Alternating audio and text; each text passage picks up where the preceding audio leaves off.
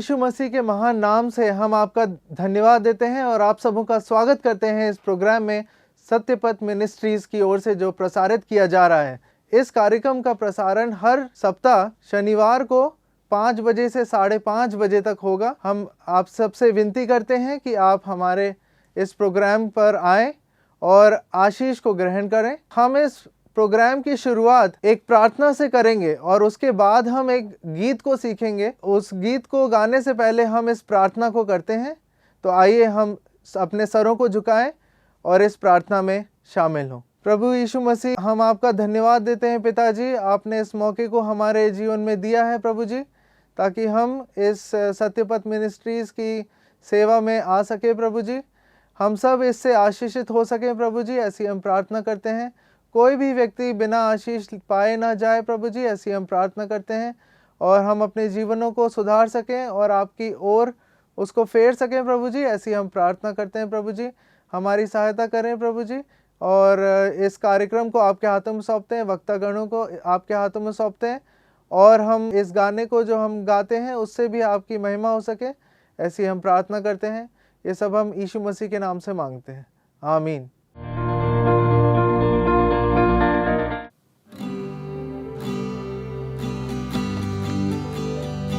निर्बल पापी हारे हुए हम, देता प्रभु क्षमादान हमारा यीशु ख्रिस्त महान। निर्बल पापी हारे हुए हम, देता प्रभु क्षमादान हमारा यीशु ख्रिस्त महान। जीवन कलंकित हृदय है दूषित, कर्म विचार धर्म से पूरित। जीवन कलंकित हृदय है दूषित, कर्म विचार धर्म से पूरित। हमको बचा लो आज यीशु, हमको बचा लो आज, हमको बचा लो आज यीशु, हमको बचा लो आज। निर्बल पापी हारे हुए हम, देता प्रभु क्षमादान हमारा यीशु ख्रिस्त महान। कोशिश हमारी नाकाम हुई सब, निराशा पराजय ही हाथ लगी अब। कोशिश हमारी नाकाम हुई सब, निराशा पराजय ही हाथ लगी अब। हमको संभालो आज यीशु, हमको संभालो आज, हमको संभालो आज यीशु, हमको संभालो आज। निर्बल पापी हारे हुए हम, देता प्रभु क्षमादान हमारा यीशु ख्रिस्त महान। जीवन दान कर दो प्रदान, ख्रिस्त की आत्मा का दो वरदान। जीवन दान कर दो प्रदान, ख्रिस्त की आत्मा का दो वरदान। तुझको करे हम प्रणाम यीशु, तुझको करे हम प्रणाम। तुझको करे हम प्रणाम यीशु, तुझको करे हम प्रणाम। निर्बल पापी हारे हुए हम, देता प्रभु क्षमादान हमारा यीशु ख्रिस्त महान, हमारा यीशु ख्रिस्त महान। इस एपिसोड में हम एक यात्रा के बारे में देखेंगे, जो कि परमेश्वर की जो प्रजा, इज़राइल की जो प्रजा थी, अब्राहम की संतान, इसहाक की संतान, याकूब की संतान, ये सब अपने निज निवास से मिस्र में आ गए थे। मिस्र में आ गए और वहाँ पर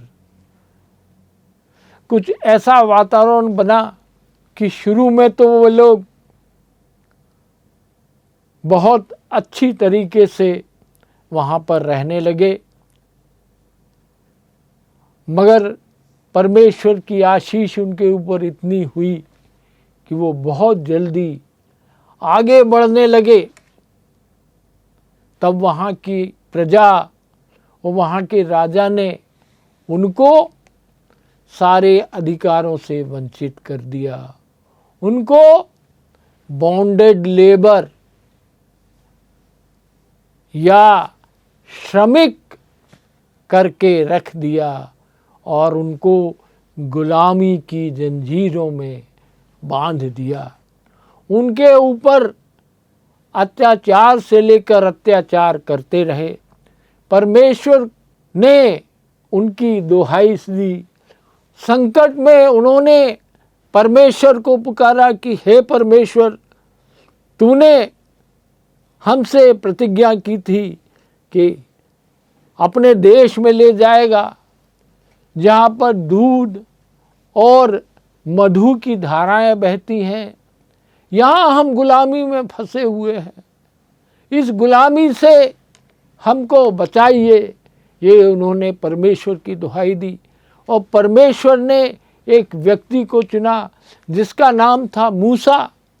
बाइबल में निर्गमन की किताब में हम देखते हैं कि मूसा एक अगुवे के रूप में उन इज़राइलियों को यात्रा के लिए नेतृत्व करने के लिए, उनको वहाँ से गुलामी से छुड़ाने के लिए परमेश्वर के द्वारा चुना गया था।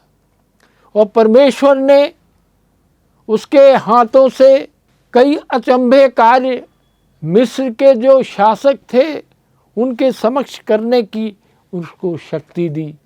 और ये आश्चर्य कर्म करने के बाद, परमेश्वर के सामर्थ्य को देखने के बाद, वहाँ के शासक वर्ग ने, ये जो इज़राइल की जनता थी, जो इतिहास के एक महत्वपूर्ण एपिसोड है, जो इतिहास को बदल देगा आगे जाके, उनको ये आज्ञा दी कि वो अपने देश को जा सकते हैं। इस प्रकार ये यात्रा आरंभ हुई।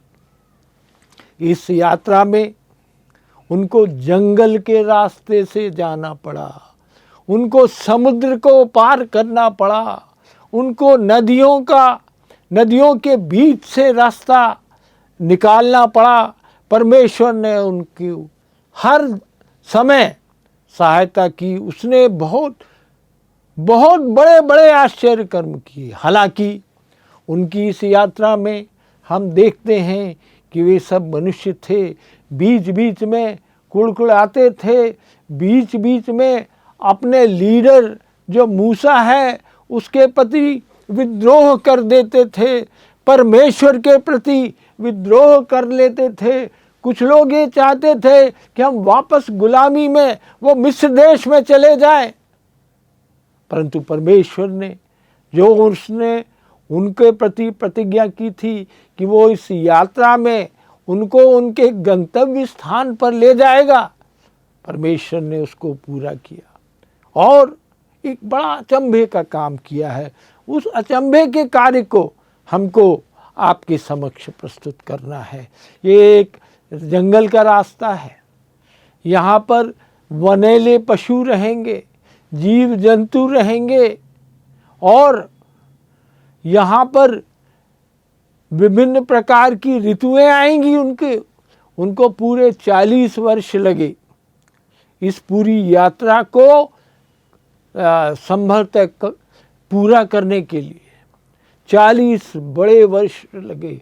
बहुत सारे लोग जिन्होंने यात्रा शुरू तो की परंतु अपने गंतव्य स्थान पर नहीं पहुंच सके, बीच में ही खत्म हो गए।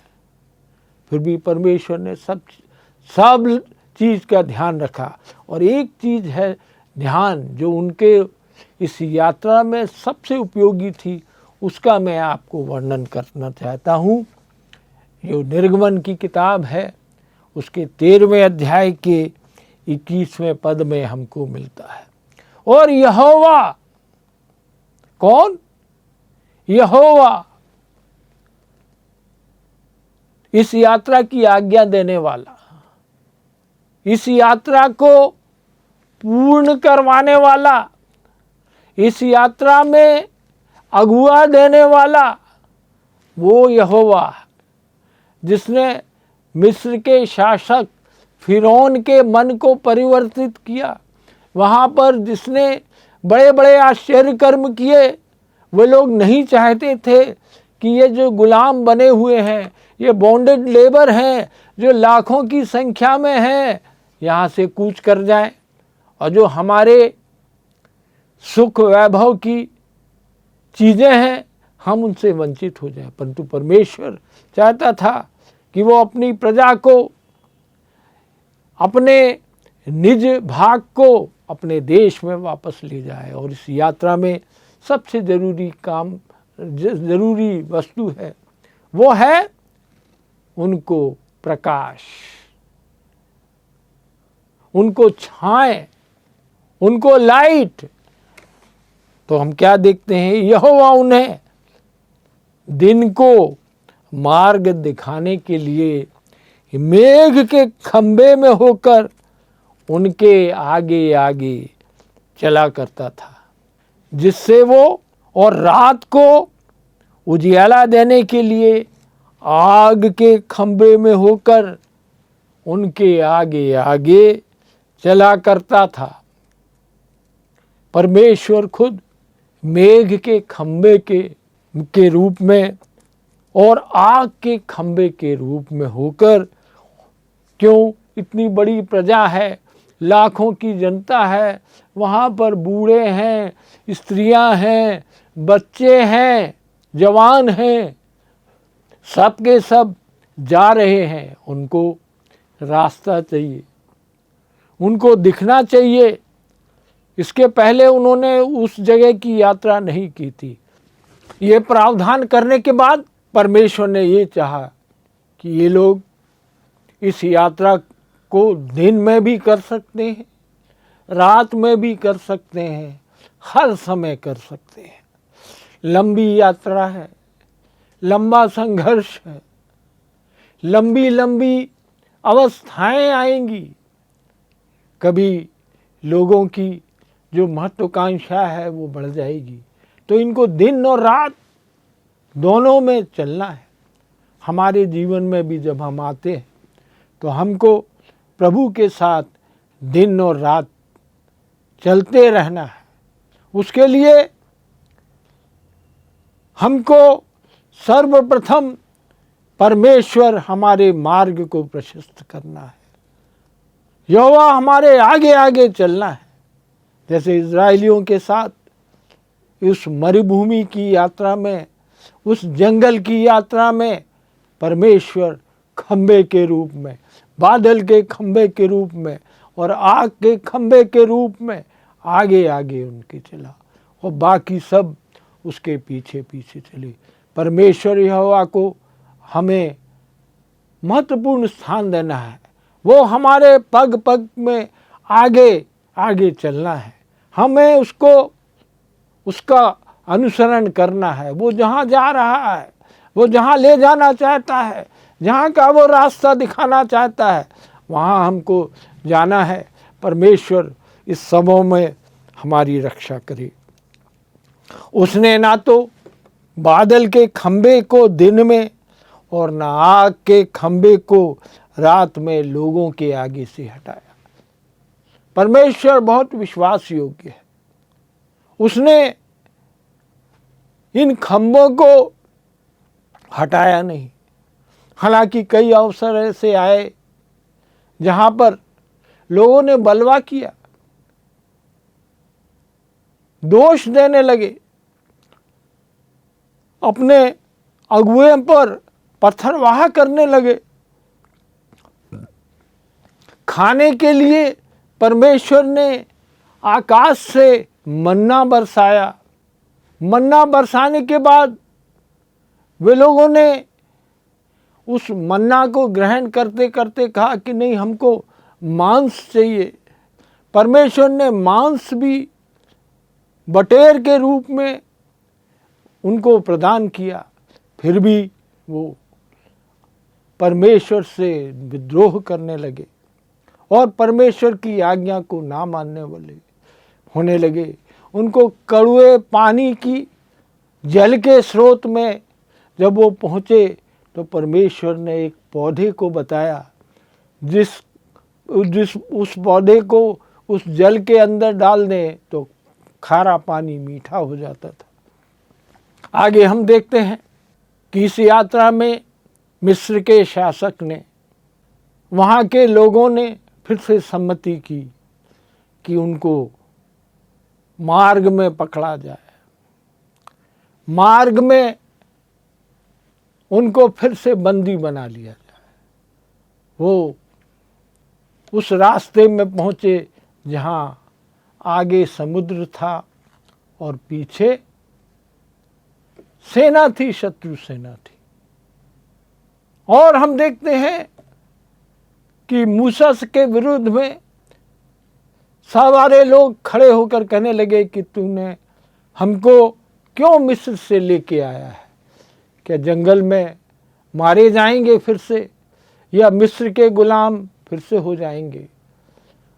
मूसा ने परमेश्वर की दुहाई दी और परमेश्वर ने मूसा से कहा, देखो मैं कैसा बड़ा आश्चर्य कर्म करने वाला हूँ। परमेश्वर ने उनको समुद्र के बीच में से रास्ता दिखाया। कैसे वो रास्ता दिखाया? 14वें अध्याय के 21 से लेके आगे के पदों में इस घटना का वर्णन हमको देखने को मिलता है। 21वें पद में जब हम आते हैं तब मूसा ने अपना हाथ समुद्र के ऊपर बढ़ाया और यहोवा ने रात भर प्रचंड पुरवाई चलाई, यानी ऐसी हवा भेजी और समुद्र को 2 भाग करके जल ऐसा हटा दिया जिससे उसके बीच सूखी भूमि हो गई। वो एक दीवाल के रूप में जल खड़ा हो गया। ऐसी प्रचंड वायु परमेश्वर ने चलाया वहां पर, समुद्र के बीच में से रास्ता बनाया है। क्या ये मनुष्य द्वारा संभव हो सकता है? परम प्रधान परमेश्वर जिसने अपने कथन से जल को 2 भागों में एकत्रित किया, समुद्र बनाया, उसने फिर उस समुद्र को आज्ञा दी कि समुद्र के बीच में सूखी भूमि हो जाए, नीचे कीचड़ कुछ भी ना रहे। यदि आज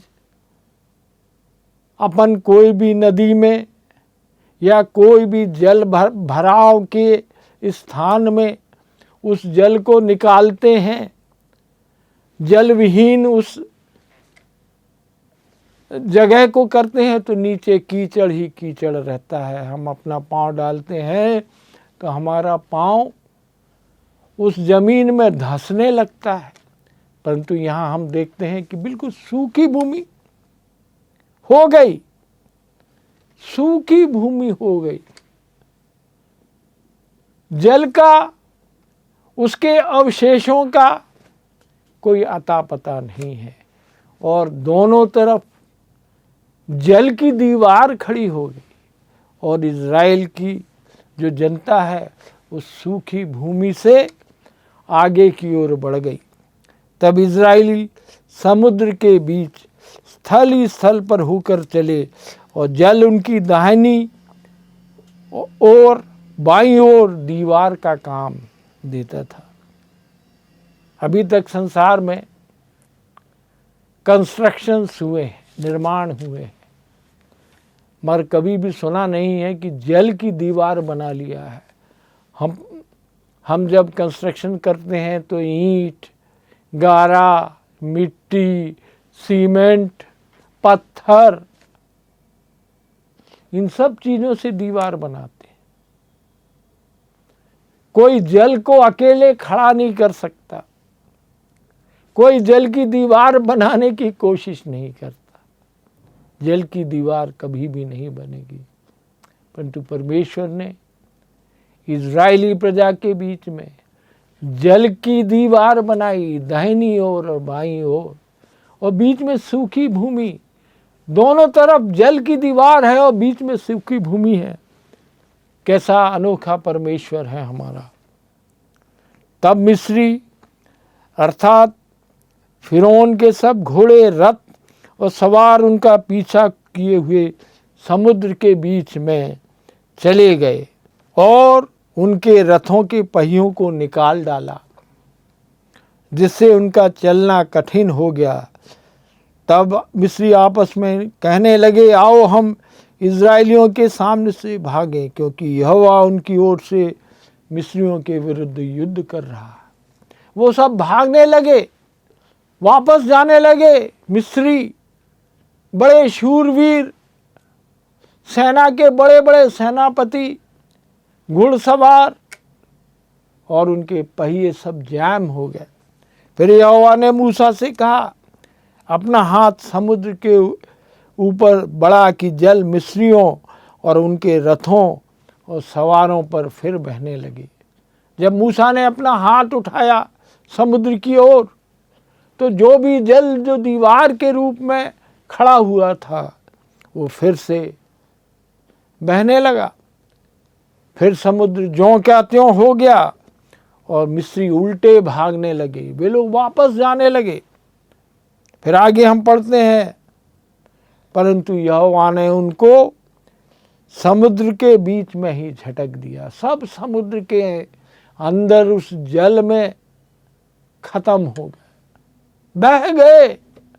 उनके रथ, घोड़े, उनका जो युद्ध करने का सारा सामान सब जल में समा गया। और जल के पलटने से जितने रथ और सवार इज़राइलियों के पीछे समुद्र में आए थे, वे सब फिरौन की सारी सेना उसमें डूब गई और उनमें से एक भी ना बचा। परंतु इज़राइली समुद्र के बीच में स्थल ही स्थल होकर चले गए और जल उनकी दाहिनी और बाईं ओर दीवार का काम देता रहा। कैसा अद्भुत हमारा परमेश्वर है, जिसने फिरौन की सेना, मिस्र की सेना को तो डुबो दिया। उनके बीच में जो सूखी भूमि थी, उनके बीच में जो दाहिनी ओर और बाईं ओर दीवार थी, उस भाग तक का जल था वो वापस फिर से समुद्र जैसा हो गया। और इज़राइली जो प्रजा थी, जो आगे आगे चल रही थी, उसमें उसने आगे आगे जाकर उनको वो दीवार जो जल में बनी हुई थी, नीचे जो सूखी भूमि थी, जो कीचड़ रहित भूमि थी, उसको उसने आगे बढ़ाया और पूरा समुद्र को उसने आगे आगे वो बढ़ते गए और सूखी भूमि पर आ गए। पूरा समुद्र उन्होंने पार किया। और परमेश्वर की ये बड़ी योजना थी कि मिस्र के जो अधिकारी लोग हैं, जो शासक वर्ग हैं, उनको सबक सिखाया जाए कि परमेश्वर की आज्ञा के अनुसार, परमेश्वर की इच्छा के अनुसार, परमेश्वर की इच्छा के विरोध में कोई काम यदि कोई भी करेगा, चाहे कितना महान हो, चाहे कितना बड़ा हो, चाहे अपने आप को कितना बलवान समझता हो, परमेश्वर की इच्छा के सामने कोई टिक नहीं सकता। वो अद्भुत परमेश्वर है। इस प्रकार यहोवा ने उस दिन इजराइलियों को मिस्रियों के वश से छुड़ाया और इजराइलियों ने मिस्रियों को समुद्र के तट पर पड़े और मरे हुए देखा। और यहोवा ने मिस्रियों पर जो अपना पराक्रम दिखलाया था उसको देखकर इजराइलियों ने यहोवा का भय माना और यहोवा पर और उसके दास मूसा पर भी विश्वास किया। विश्वास की कमी होती है हमारे जीवन, और यहोवा का भय माना और यहोवा पर और उसके दास मूसा पर भी विश्वास किया। तब हम आगे देखते हैं 15वें अध्याय में, जब वो खुश हो गए, सारी प्रजा खुश हो गई, तब उन्होंने गीत गाया। एक गीत उन्होंने यहोवा के प्रति समर्पित किया। बाइबल में हम देखते हैं कि ये पहला गीत था।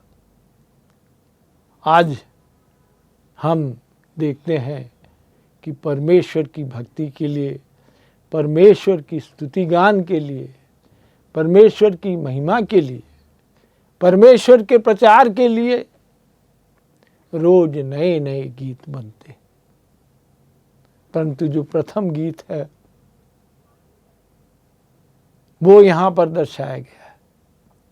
अध्याय 15वें में, निर्गमन की किताब में जब हम आते हैं, तब मूसा और इजराइलियों ने यहोवा के लिए गीत गाया।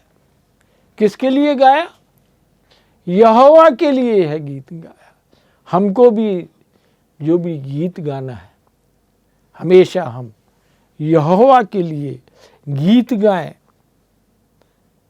जो पहला गीत था, जो प्रथम गीत था, वो यहोवा के लिए गीत गाया, उसके गुणगान के लिए गीत गाया। आमीन। हमें उम्मीद है कि आपको ये प्रोग्राम पसंद आया होगा, इसलिए देखना ना भूलें। यही कार्यक्रम हर सप्ताह इसी दिन, इसी समय, इसी चैनल पर। अधिक जानकारी के लिए स्क्रीन पर लिखे हुए नंबर पर संपर्क करें।